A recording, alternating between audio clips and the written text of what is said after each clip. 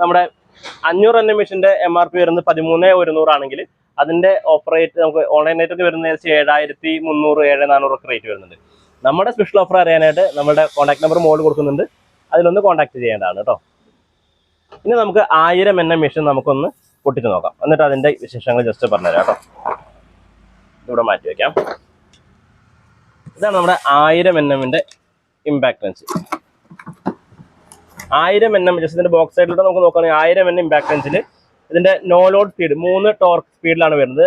2200 RPM, 1600 RPM, 1000 RPM. ഏറ്റവും സ്ലോവിൽ 1000 RPM, 1600, 2200 RPM ഇത് work ചെയ്യും.